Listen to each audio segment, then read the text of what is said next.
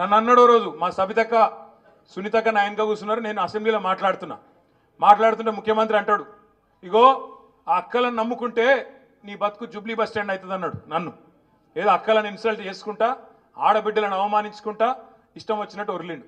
ఇలా నేను అడుగుతున్నా, ముఖ్యమంత్రి చెప్పు దమ్ముంటే, నువ్వే చేర్చుకున్నావు కదా ఇంటింటికి తిరిగి 10 మందిని, ఇవాళ ఏమైంది వాళ్ళ బతుకు? జూబ్లీ బస్ స్టాండ్ అయింది. ఆ 10 మంది ఎమ్మెల్యేల బతుకు జూబ్లీ బస్ స్టాండ్ అయింది. నువ్వు కాదనబడితే మేం కాదనబడబట్టి రేపు ప్రజలు కూడా చీకొడతారు, బుద్ధి పక్కా చెప్తారు. ఎందుకు భయం? ఇంటింటి తిరిగి నువ్వే చేర్చుకుంటువి, ఇలా నువ్వు కాదనబడుతుంది. ఎందుకు భయం ఎందుకు అంటే మొన్న హైకోర్టు తీర్పుతోని గుండెల దడ మొదలైంది.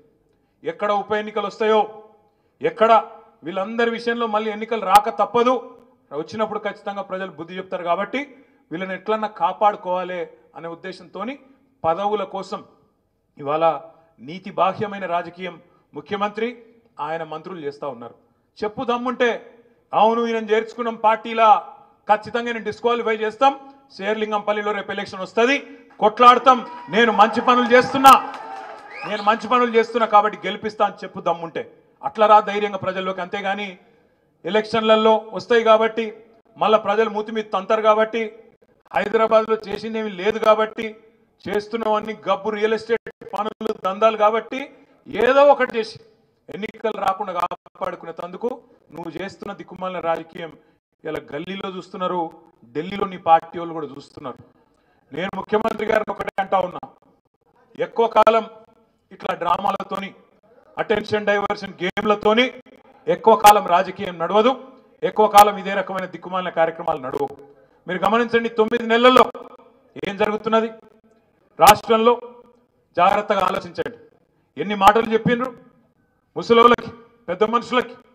కేసీఆర్ 2000 ఇస్తున్నాడు, మేము 4000 ఇస్తాం. కేసీఆర్ అవ్వకిస్తున్నాడు లేదా తాతకిస్తున్నాడు, నేను ఇద్దరికి ఇస్తా. కేసీఆర్ అవ్వ తాతకి ఇస్తలేడు, నేను ఇద్దరికి ఇస్తా అన్నావు. ప్రభుత్వ ఉద్యోగులుంటే వాళ్ళ తల్లిదండ్రికి కూడా నేను పెన్షన్ ఇస్తా అని చెప్పినావు. ఇలా ఒక్క పెద్ద మనిషికి రాష్ట్రంలో, ఒక్క అవ్వకు, ఒక్క తాతకు 4000 రూపాయలు వచ్చిందా? 4000 కాదు, ఆ 2000 దిక్కులేవు. జనవరి నెలది ఎగ్గొట్టిండు, ఆగస్టు నెలది కూడా ఎగ్గొట్టిండు. ఆ రకంగా పెద్ద మనుషులను మోసం చేసిండు. రాష్ట్రంలోని రైతులకు చెప్పిండు ఈ మునగాడు, ఏం చెప్పిండు? మీరు నాకు ఓటేయండి, నేను గద్దెనెక్కిన మరుక్షణమే సోనియా గాంధీ గారి బర్త్డే డిసెంబర్ 9 నాడు వెంటనే సంతకం పెడతా, 2 లక్షల రుణమాఫీ చేస్తా అని చెప్పిండు. మరి ఇవాళ రాష్ట్ర వ్యాప్తంగా రైతులు ఉడికిపోతా ఉన్నారు, రగిలిపోతా ఉన్నారు. 49,000 కోట్ల రుణమాఫీ ఇవాళ 11-12 కుదించి అందరికి అయిపోయిందని చెప్పి ముఖ్యమంత్రి గారు తప్పించుకునే ప్రయత్నం చేస్తూ ఉన్నాడు. రైతులు ఏం చేస్తున్నారు? వాళ్ళ పొలాల్లో నిలబడి సెల్ఫీలు దిగి, ఇగో ముఖ్యమంత్రి నాకు కాలేదు రుణమాఫీ అని చెప్పి ఇవాళ గ్రామాన రైతులు సెల్ఫీ ఫోటోలు పెట్టి చేతనైతే షరతులు లేకుండా రుణమాఫీ చేయమని చెప్పి రైతులు నిలదీస్తూ ఉన్నారు. కేసీఆర్ గారు బిచ్చమేసినట్టు 10,000 ఇస్తున్నాడు రైతు బంధు, నేను 15,000 ఇస్తా అన్నాడు. ఇప్పుడు ఆ 10,000కే దిక్కులేదు, ఆ 10,000కే దిక్కులేదు. రైతు బంధు కాదు, రైతు భరోసా అన్నాడు. రైతు భరోసా కాదు, ముఖ్యమంత్రి కుర్చీకే భరోసా లేదు. ఎప్పుడు వీక్తాడో, ఎవడు వీక్తాడో, నల్గొండ బాంబా, ఖమ్మం బాంబా, ఆ భయంలోనే బతుకుతున్నాడు 9 నెలల నుంచి తప్ప రైతు భరోసా లేదు. ముఖ్యమంత్రి కుర్చీకే భరోసా లేని పరిస్థితి. ఆడపిల్లల పెళ్లిలకు డైలాగ్ కొట్టిండు. కేసీఆర్ 1,00,000 రూపాయలు ఇస్తున్నాడు, నేను తులం బంగారం ఇస్తా అన్నాడు. మరి నేను అడుగుతా ఉన్న ముఖ్యమంత్రి గారు, బతుకమ్మ పండుగ వస్తున్నది, ఇంకొక 10 రోజుల్లో బతుకమ్మ పండుగ వస్తున్నది. నీకు నిజంగా ఆడబిడ్డల మీద ప్రేమ ఉంటే ఇప్పటికే 4-5 లక్షల పెళ్లిళ్ళు అయినాయి నీ ప్రభుత్వం వచ్చినాక 9 నెలల్లో. మరి ఆ 4-5 లక్షల మంది ఆడబిడ్డలకు కూడా తప్పకుండా తులం బంగారం చొప్పున వెంటనే ఇయ్యాలి.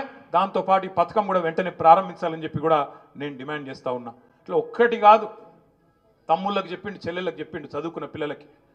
కేసీఆర్ ఉద్యోగాలు ఇయ్యలే అన్నాడు. 1,60,000 ఉద్యోగాలు ఇచ్చి 95% మందికి స్థానికంగా ఉండే పిల్లలకు రిజర్వేషన్ తీసుకొస్తే ప్రభుత్వ ఉద్యోగాల్లో మీకు ఇయ్యలేదు అని చెప్పి నమ్మించి, ఒక అబద్ధాన్ని 100 సార్లు చెప్పి అదే నిజమన్నట్టు నమ్మించి ఆఖరికి 2 లక్షల ఉద్యోగాలు ఇస్తాం మొదటి సంవత్సరంలో అని చెప్పిండు. 2 లక్షల ఉద్యోగాలు, ఒకటి కాదు, 2 కాదు, మొదటి సంవత్సరంలో 2 లక్షల ప్రభుత్వ ఉద్యోగాలు ఇస్తా అన్నాడు. రాహుల్ గాంధీని తెచ్చిండు అశోక్ నగర్. అక్కడ అశోక్ నగర్లో ఛాయ్ తాక్కుంటా రాహుల్ గాంధీ టీ షర్ట్ వేసుకొని జీన్స్ ప్యాంట్ వేసుకొని పిల్లల్లో కలిసిపోయినట్టు యాక్టింగ్ చేసి నేను ఇస్తాను మీకు ఎందుకు 2 లక్షల ఉద్యోగాలు అన్నాడు. 2 ఉద్యోగాలు కూడా ఇవ్వలే ఈ రోజుకు. మనం ఇచ్చిన ఉద్యోగాలకు ఈయన పోయి కాగితాలు ఇచ్చుకుంటా అవి నేను ఇచ్చినా అని చెప్తున్నాడు. చెప్పేందుకన్నా కొద్దిగా సిగ్గుండాలనా? ఇప్పుడు ఒక ఉద్యోగం ఇవ్వాలంటే ఏం చేయాలి? మొదలు నోటిఫికేషన్ ఇవ్వాలి, తర్వాత పరీక్ష పెట్టాలి, ఆ తర్వాత అవసరమైతే ఇంటర్వ్యూ పెట్టాలి, ఆ తర్వాత లెటర్ ఇవ్వాలి. ముఖ్యమంత్రి కథ ఎట్లుందంటే ఆయన ఉద్యోగాలు ఇచ్చేసినట 30,000 ఇచ్చేసినా 65,000 ఇచ్చేసినా నోటి మాటగా చెప్పేస్తున్నాడు. పెళ్లి కాలే, సంసారం చేయలే, కానీ పిల్లలు పుట్టినాడు. ఇది ఎక్కడ లెక్క? నోటిఫికేషన్ ఇవ్వలే, పరీక్ష పెట్టలే, మరి ఉద్యోగం ఎడికెళ్ళి ఇచ్చినావంటే చెప్పాడు, చెప్పవా అంటే చెప్పాడు, అట్లెట్లా అంటే గట్లే దబాయించుడు, ఇష్టం వచ్చినట్టు మాట్లాడుడు, ఒర్లుడు, రోజు తెల్లారేస కేసీఆర్ను బూతులు తిట్టుడు,